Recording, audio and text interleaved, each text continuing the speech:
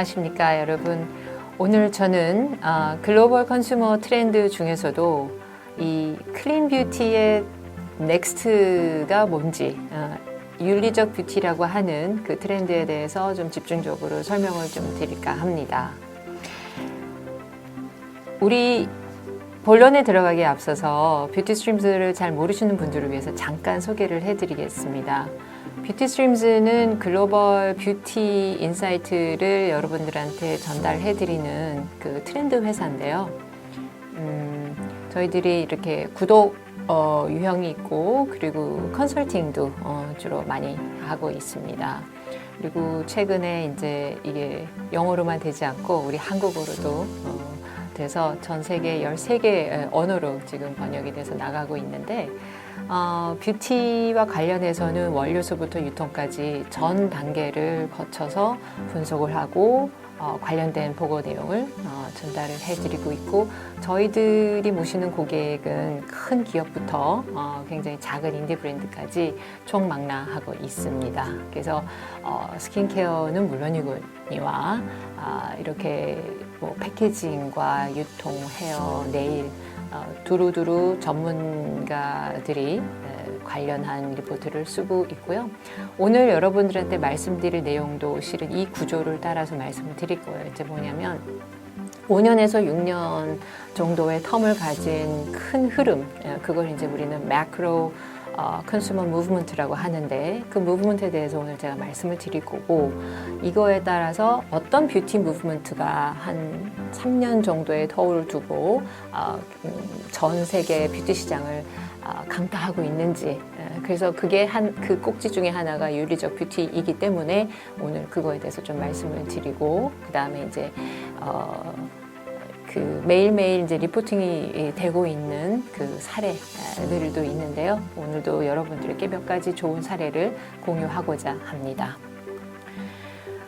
그래서 그 사례뿐만 아니라 실은 그 트렌드를 조금 좀 관심이 있으시고 뷰티 시장에 대해서 좀 잘 알고 싶다라고 하시는 분들이라면 꼭 우리와 같은 이제 유료 구독 사이트 아니더라도 세계 시장에서 어떤 신상품들이 많이 나오고 있는지, 아니면 또 소셜미디어, 전 세계 인스타에서 올라오는 이 소셜미디어를 강타하고 있는 인플루언서들이 어떤 사람들이 있는지에 대해서 여러분들이 좀 많이 그 촉을 좀 다지셔야 될 것 같아서 한 말씀 드리고 지나갑니다. 자, 그러면 이제 본격적으로 이제 본론에 들어가서 마크로 무브먼트 2026년까지의 흐름을 공유해 보겠습니다. 앞으로 한 5, 6년 정도는 여러분 세 가지의 그 중요한 키워드를 좀 염두를 해주셨으면 좋겠어요. 그게 테크놀로지, 얼마나 기술이 혁신적으로 빨리 움직이느냐에 따라서 많이 바뀔 거고요. 그 다음에 climate emergency, 기후 변화 또는 기후 변화로 인해서 많은 사람들이 지금 굉장히 큰 이 고생을 하고 있지 않습니까? 그 기후 변화, 그리고 또 human connections라고 저기 썼는데, 우리 이 사회적인 동물이에요, 인간은. 그래서 이 human connection이 코로나로 인해서 굉장히 많이 좀 큰 변동이 왔는데, 이 세 가지 키워드를 염두를 해 두시면 전체적인 큰 흐름을 파악하시는데 도움이 많이 될 거라고 생각이 됩니다. 그래서 오늘은 이 보시는 5가지 꼭지를 하나씩 말씀을 드리도록 하겠습니다. 첫째는 SOS Earth라고 해서 기후 변화에 대해서 먼저 말씀을 드리겠는데, 여러분 전 세계적으로 기후 변화로 인해서 난민이 1000만 명이 넘는다고 합니다. 그 텍사스에 눈이 오지 않나, 또 최근에 엄청난 홍수가 일어나서 뉴욕, 뉴저지 쪽에 큰 홍수가 났고요. 그 전에 중국에서 허난성에서는 지하철 타고 있는 사람이 또 죽기도 했지 않습니까? 이런 그 지구의 어떤 기후 변화로, 온난화로 인해서 지구에 심각한 이상 변화가 생기고 있기 때문에 전 세계 특히 젊은 MZ 세대들은 본인들이 가지고 있는 소비력을 가지고 이 기후 변화에 민감하게 대처하지 않는 기업들의 상품은 사주지 않습니다. 그거를 염두를 해주셨으면 좋겠고요.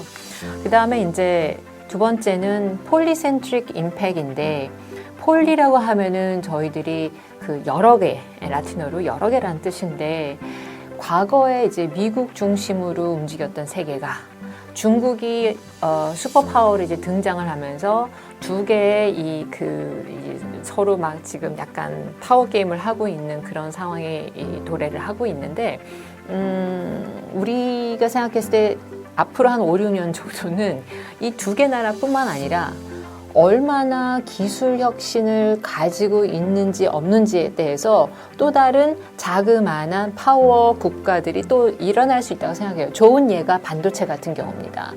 반도체의 전 세계 중에서 제일 많이 생산하는 데가 여러분 대만입니다.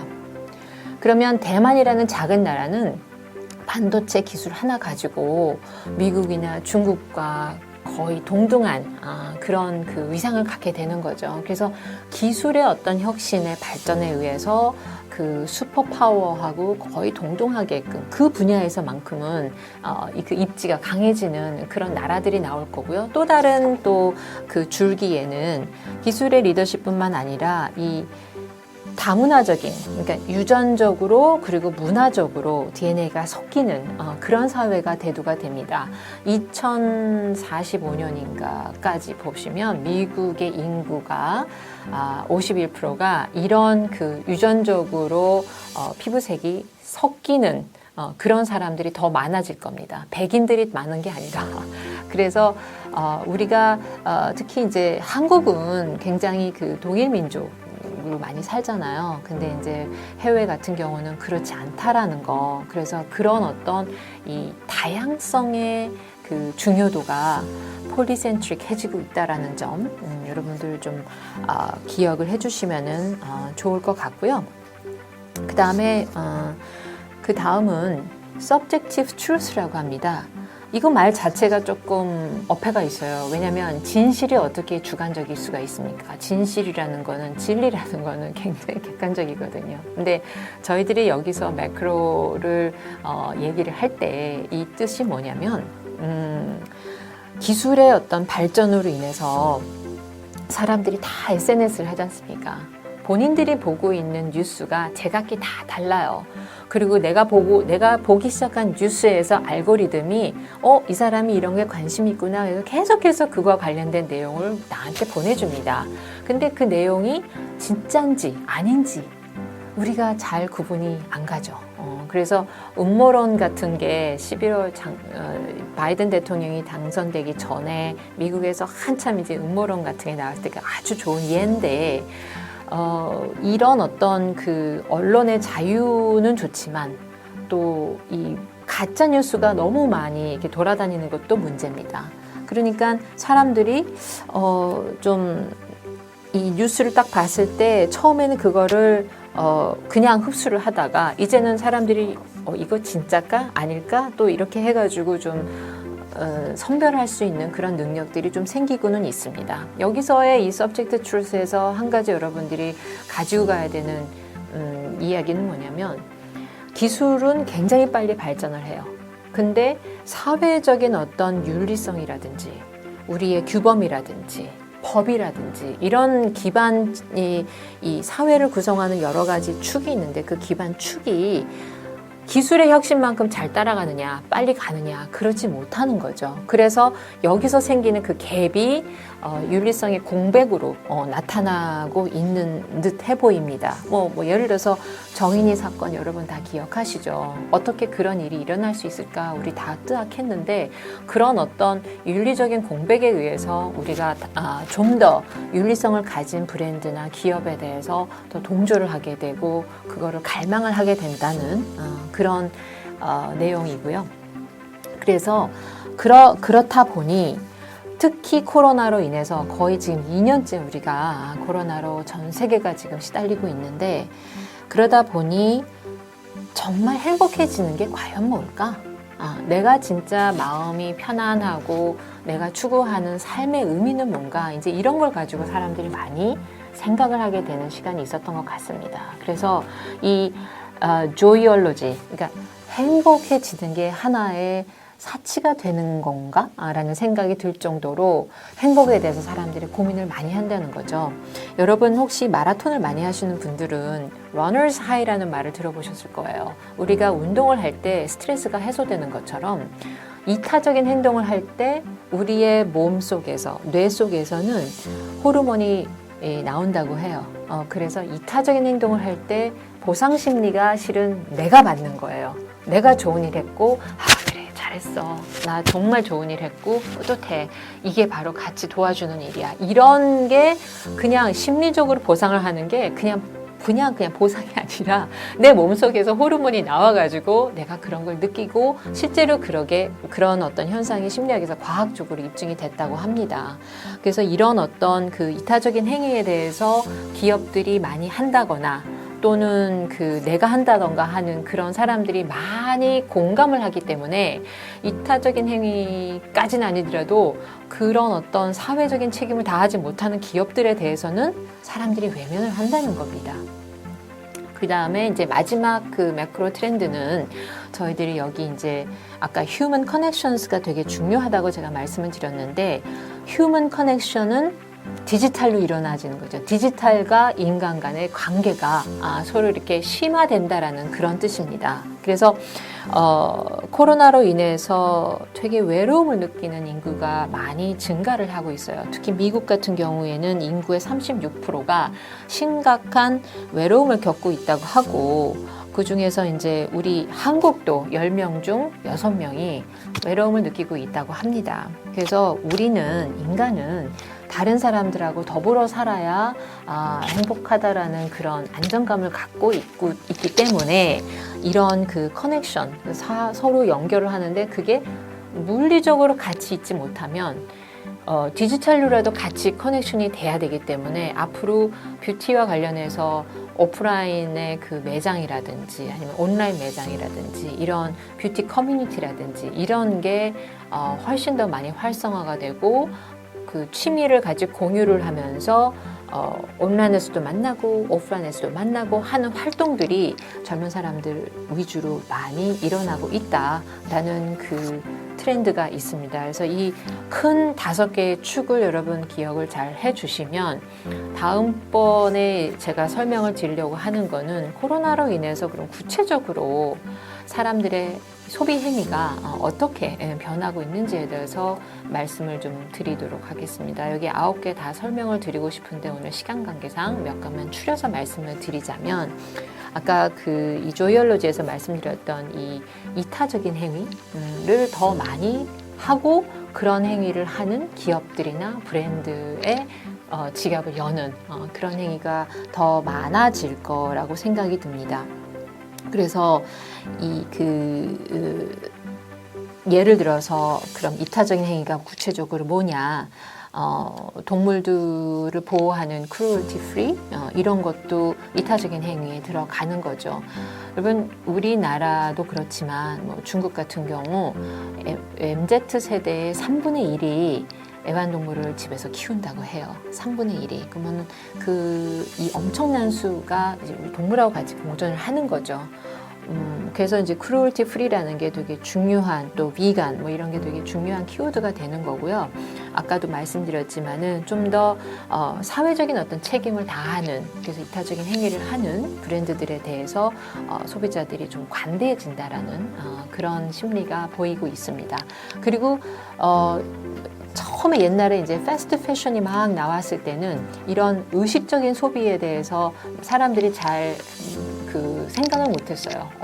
미드 같은 거 혹시 보시면은 양말을 왜 빨어? 양말 가서 사면 되지. 약간 이런 개념이 있었다면 지금은 훨씬 더 쌓이는 쓰레기에 대해서 의식을 하게 되고 따라서 하나를 사더라도 굉장히 조심스럽게 사고 작은 소품이라 할지라도 의미를 주는 그런 행위가 되는 의식적인 행위가 거친다라는 거.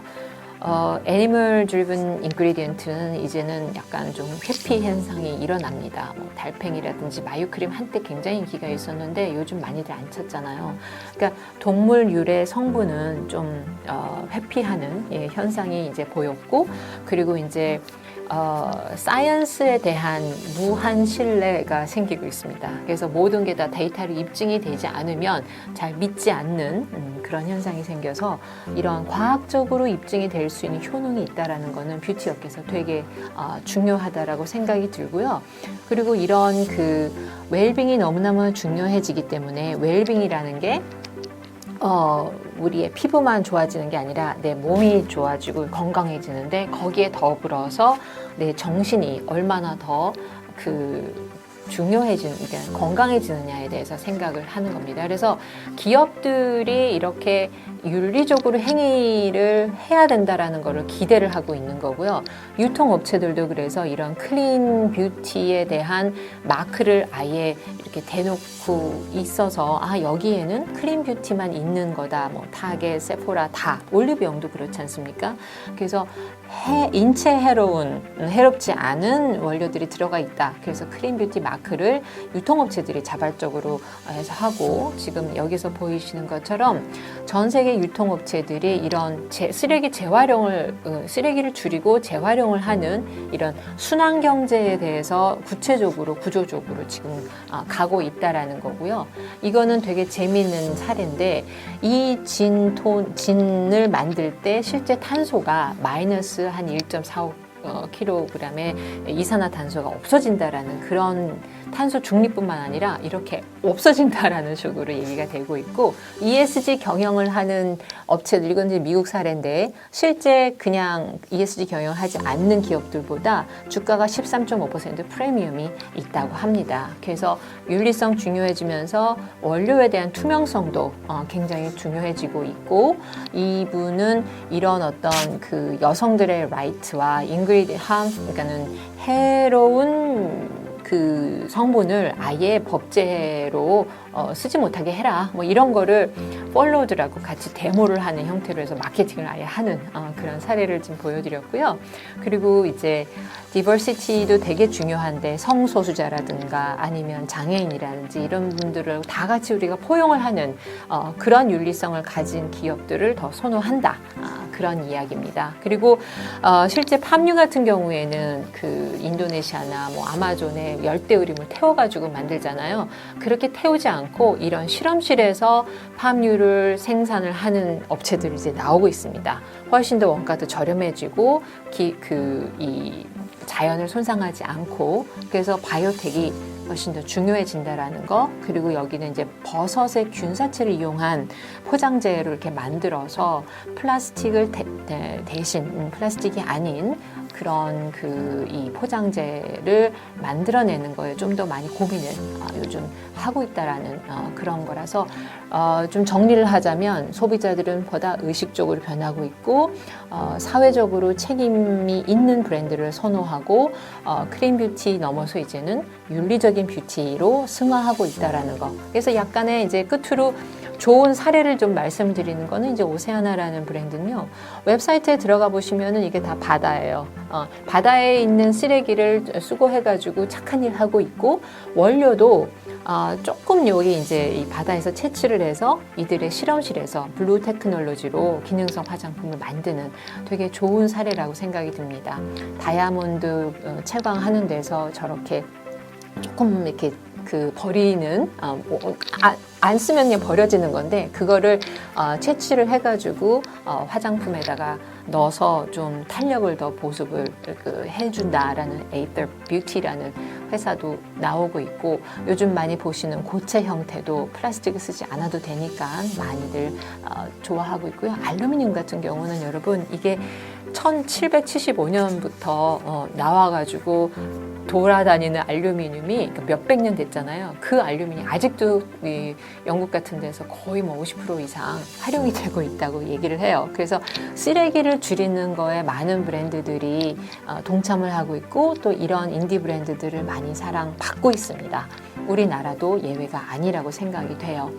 마지막으로 이 업서클 뷰티라고 하는 회사는 버려지는, 그러니까 블루베리를 재배를 해가지고 식용으로 이제 벌고 그 껍데기나 이렇게 버려지는 이거를 다 전 세계 돌아다니면서 수거를 해서 그 원료를 가지고 다시 크림을 만들고 화장품을 만드는 그런 굉장히 착한 기업입니다. 그래서 지금까지 보여드렸던 몇 가지 사례들은 우리가 생각하는 아까 처음에 말씀드린 이 5가지 큰 축에서의 마크로 무브먼트에 부합이 되면서 전 세계 MZ 세대들로부터 많이 사랑을 받는, 그리고 앞으로 우리가 화장품을 만든거나 아니면 브랜딩을 하시는 분들이 꼭 기억을 해주셔야 될 그런 이 윤리성을 제가 오늘 좀 강조를 했습니다. 그래서 뭐 많은 이야기를 너무 빠른 시간에 이렇게 막 얘기를 하려다 보니까 충분히 설명을 못 드린 점 조금 양해를 해주시고요. 여러분들도 우리가 같이 잘 살 수 있는, 그리고 더 좋은 사회를 만들어야 되는 그 근거를 몇 가지 이제 제가 제시를 했으니, 이게 이래서 클린 뷰티가 윤리적인 뷰티로 승화가 되고 있구나를 좀 이해를 해주시는 거를 오늘의 메시지로 가져가시면 참 좋겠습니다. 장시간 고생 많이 하셨습니다. 감사합니다.